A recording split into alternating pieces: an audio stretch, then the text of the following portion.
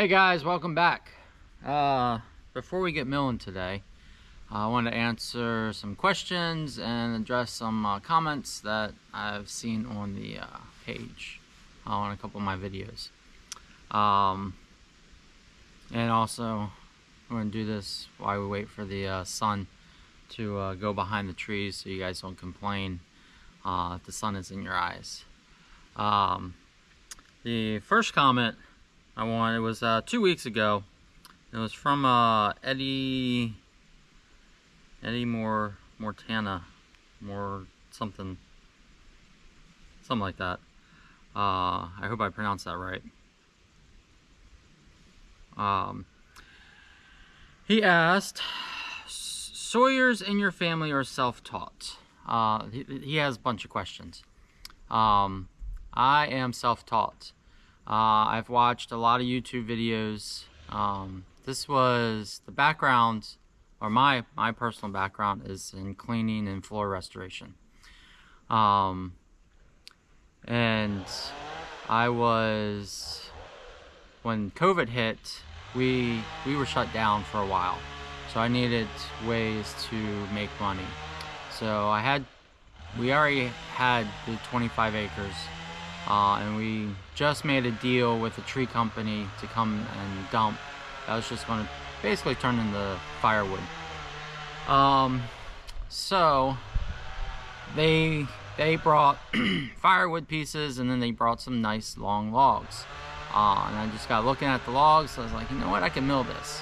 So I went and bought a Woodland Mills HM 130 Max bandsaw mill. I used that for about 8 months. Threw some lumber up on Facebook Marketplace, made my money back on the mill, and then some. And then I found this mill for sale. So I went out and bought it. So that answers that. So I'm self-taught. But to go into more detail on that is, I watched a bunch of YouTube videos. The three main ones that I watch is Nathan from Out of the Woods. He was the first one that I saw, and then I stumbled across John over at Frickin' Jeep, and I really liked his videos. He's more my speed. He's down to earth, takes time, he explains things, and he goes over his mill in detail. So I really liked his style of milling and the way he produces videos. And then after watching him, I came across Mark over at Bus Motor Production. Mark and Eddie, and I watched them every Monday and Thursday night. While I'm out doing my commercial cleaning, I set my phone on the cleaning machine, and I put my headphones on, and I just watch him mill. So his Friday Eve videos come on Thursday, and so it gives me content to watch while I'm cleaning. There are a few others. There was the other guy that I really liked was Mike McCoy. I believe he was either Pennsylvania or West Virginia. No, actually, no, I don't know where he's from. But anyways, I really liked watching his videos. And I loved his stories. It was sad to see him pass away, but. Yeah, so those are the three or four that I watch religiously to learn how to mill, But second question. Still selling firewood. I do sell firewood. Firewood is at the bottom of my list for productivity and financial income. It goes lumber, sawdust, slab wood, firewood. So I make more money selling lumber, and then the next on the sawdust, I make money selling the sawdust, and then the amount of time it takes me to produce a cord of wood is about 2 or 3 hours if after I have all the logs, you know, bucked up and sitting in a pile ready to process. So firewood is, you know, low on my list, but yes, I still do sell firewood. Actually, you can see, let me flip you guys around. Oops. There we go. You can see, you know, that's all my slab wood next to the box truck. There we go. Next to the box truck, I have about 3 cords of actual firewood stacked, and then down over there I have another 2 or 3 cords of firewood piled up, waiting to be sold. But yeah.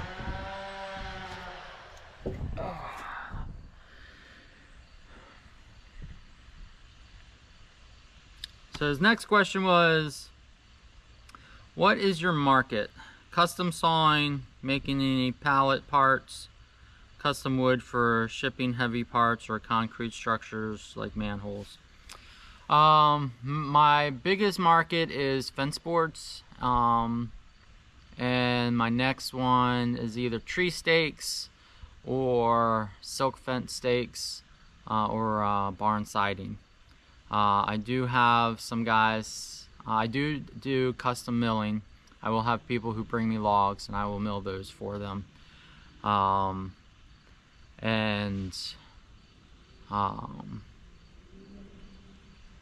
Yeah, basically just farm grade lumber. I haven't got into grade sawing yet. It's just I'm not, like I said, I've been doing this since 2020, so I've been doing this about 3 years, so I haven't gotten down the art of grading lumber. I'll probably learn that, you know, in the next 4 or 5 years. I'll learn how to grade lumber, but for now it's just farm, rough saw, just get it off the property and let whoever, you know, woodworkers deal with what they want. So there's that.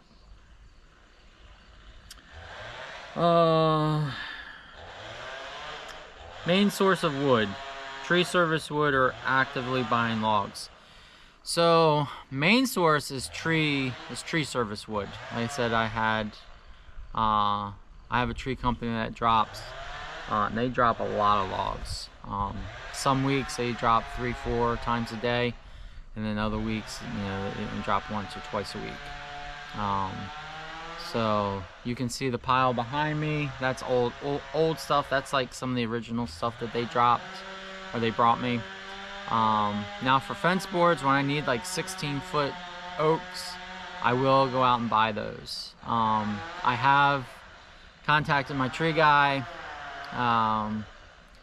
and I've people will contact me through Facebook, say, hey, I got oak in my yard, do you want it for your mill? And I'll go out and look at it, and most of the time I say yes. If it's, you know, just 2-3 feet, 300 feet away from the house, I'll drop it myself. But I just want to let them know that I am not insured. So anything that's close to a house or close to a structure that could potentially be a hazard, I will call my tree guy and have him drop it for me. And he charges me anywhere from $150 to $300 a tree, because all he has to do is drop it. He doesn't have to clean up any of the mess. I take care of all that. So he'll go out, he'll fell the tree. I'll go out, I'll cut up all the branches, either haul them away or pile them in the woods, whatever the customer wants. And then I'll load the logs up on the trailer and bring them home. Most of the time when that happens, and I just pay the tree guy for the logs, so technically I'm buying logs, but most of the time it's the customer just wants the tree down, and it's like a win-win. They get it down for free, I get free wood, it works out. So there's that.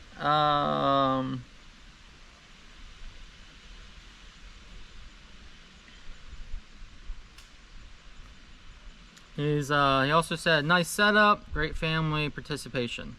Thank you. We try to keep this a family operated business. Everything that I've done since I was 19, 20, I've always had, at the time, was my girlfriend. Now she's my wife, Judy. Has always helped me with all my jobs, and we work well together. She is a hard worker, and I'm really thankful having her as a wife. Any plans for a shelter over your mill? Yes. That pile behind me has to go first, and then you can see everything would be by hand. You can see that hill. Well, there's the shed, so the hillside. I cannot get a tractor or a piece of equipment back there, so I'd have to dig all those holes by hand, and that is some really hard, heavy clay mix. Let's flip you guys. So I am procrastinating on putting the structure up just because I don't feel like doing all that manual labor. I mean, I know it has to be done, and I will get it done, but weather has to be perfect, and I don't have to have anything else going on. But I definitely want it up by next summer, so I can actually mill in the summertime without waiting for the sun to go down behind the trees. So.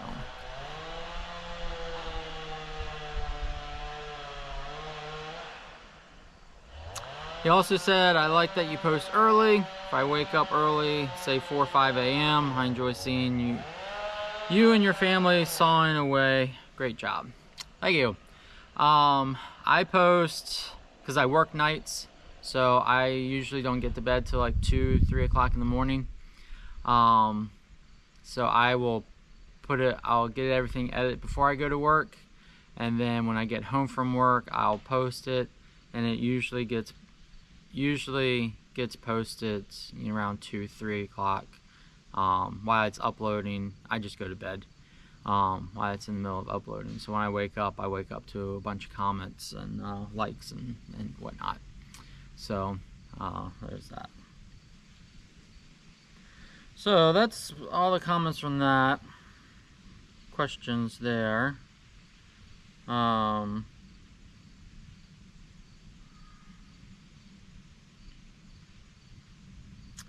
This guy, Mark Johnstone, he says, that old mill is cutting pretty true. Nicely done. Thank you. Another comment that I had was, I probably should address the other comment before addressing this one. I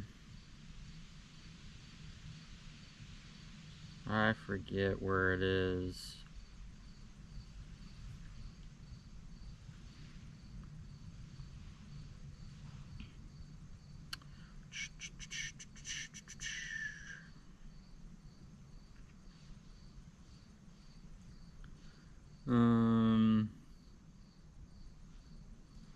I forget where it is. I have a bunch here I haven't responded to.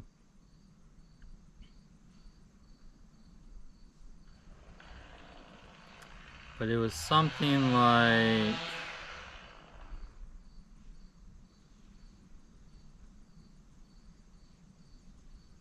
Oh, here it goes. John Kelly. Was that mill already on this property or moved in from somewhere else? It was moved in from Kentucky. And then I'm the third owner. It was originally, I want to say, in Georgia, I think he said, and he moved from Georgia to Kentucky, and he brought the mill with him.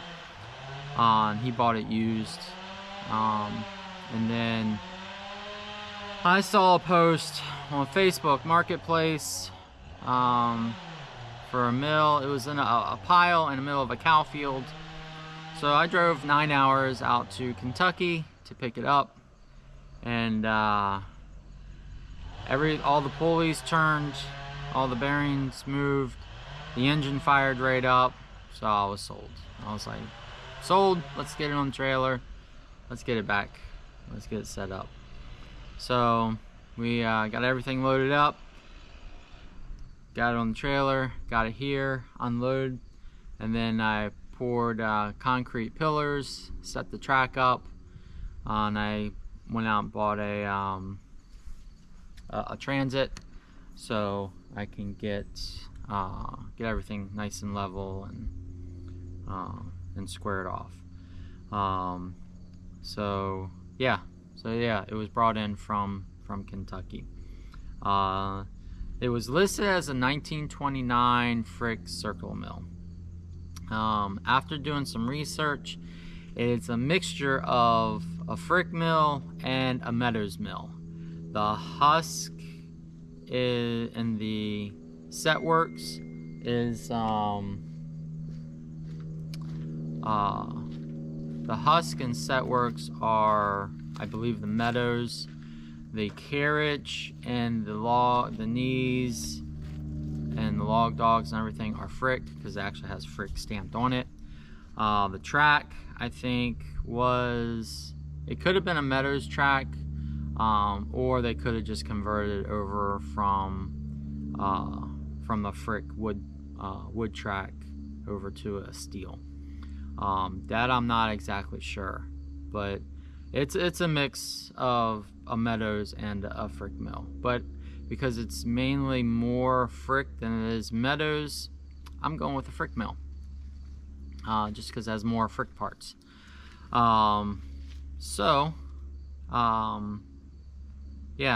like I said, it was brought in from somewhere else, and it cuts pretty true. I spent a lot of time making little adjustments and tweaking it here and there to get it to cut pretty straight.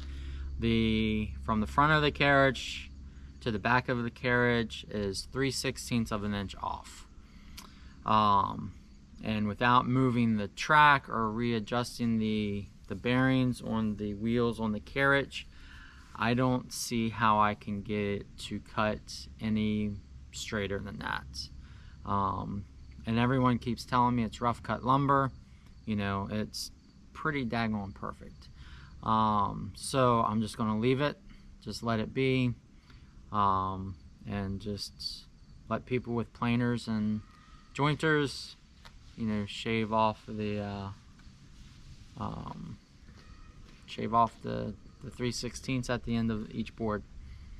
But overall, it cuts pretty straight, and it cuts really square too. So the blade does have lead in it, which I think it has like an 1/8 or a 3/16 inch lead, and I can't get the bearings quite right to get it down to where they recommend, which is a 32nd or an 1/8 inch. But that works for me. And then there are a few other comments about me being unsafe in OSHA and someone's gonna die, and you know, and I've addressed those in the past, and I mean, you guys are just wasting your breath. I really don't care. I got thick skin, so you can say whatever you want. It doesn't bother me, because I can ignore some comments and certain comments. Like I said, just keep saying them if you want. Keep accusing me of how dangerous and how OSHA should be called on me and how I'm going to kill someone. Well, I've had this up for about 2 years, year and a half, 2 years, I think now. And we haven't had any injuries. We've had a few accidents with the logs, boards falling off the carriage, the carriage coming off the track, but that happens with almost every other mill that I've seen, Sawyer I see. There's I forget his name, but he's over he's near me. He's up in Anne Arundel County, like Crofton, Maryland area. And he runs a community frick mill. And I forget the gentleman's name. Something, well, Wayne's World Garage, or Wayne's Garage, or something like that.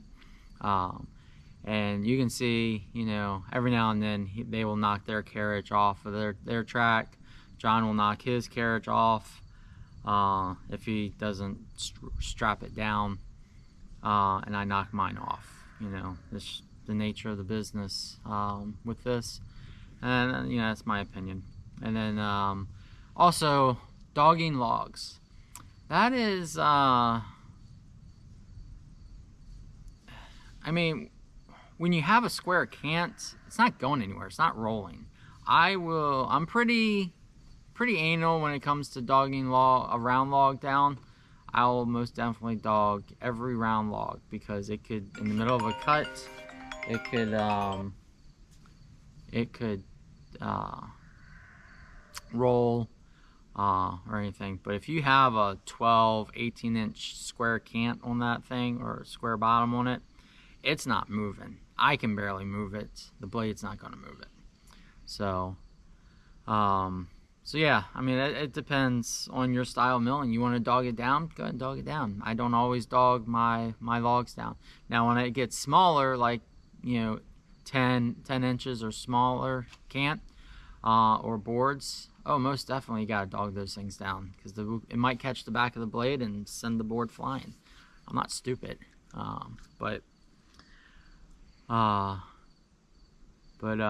yeah. So I don't always, especially if I can't physically push the cant back or move it in any way. I'm not overly concerned about dogging it down every single time. Now, if I see a log under tension, I'll like in the middle of a cut, if I notice that it's moving, yeah, I'll back it up and I'll dog it down. But I basically just play by ear, But yeah, I think that's all the comments and concerns. Yeah, it's pretty shady over there now. So we're gonna do some 1x6 oak fence boards. I got white oak on the mill, so let's get everything fired up and let's get sawing.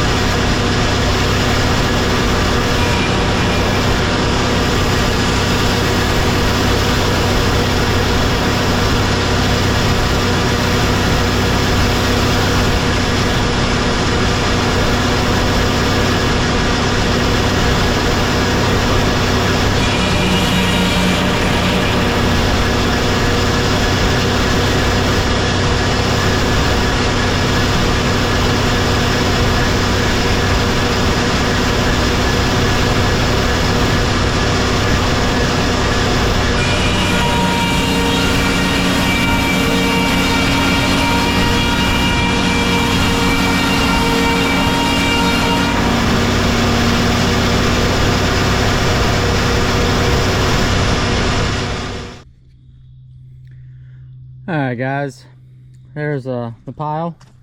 There are 76 boards there. I need 100, so I just need 24 more. So yeah, I think that's going to be it for today. I'm going to finish that order up tomorrow, and then hopefully we'll be out of here. Well, let's see, Monday. Today's Monday. Tuesday, hopefully Thursday or Friday. They'll come and pick it up. So, but if not, it'll be out by the weekend. So, all right. I don't know if you noticed, but there was a bunch of extra noise there. The bearings on my belt tensioner is going out. So I ordered new ones. The bearings actually start smoking. So you're gonna see me keep looking back at the engine, make sure nothing's catching fire or caught fire. Yeah, so I need to replace those bearings. But the bearings should be here Wednesday, and we'll get that changed over, and hopefully it will quiet down, and you'll be able to hear the milling and hear the mill. So, but yeah, hope you guys take care, and I'll see you next time.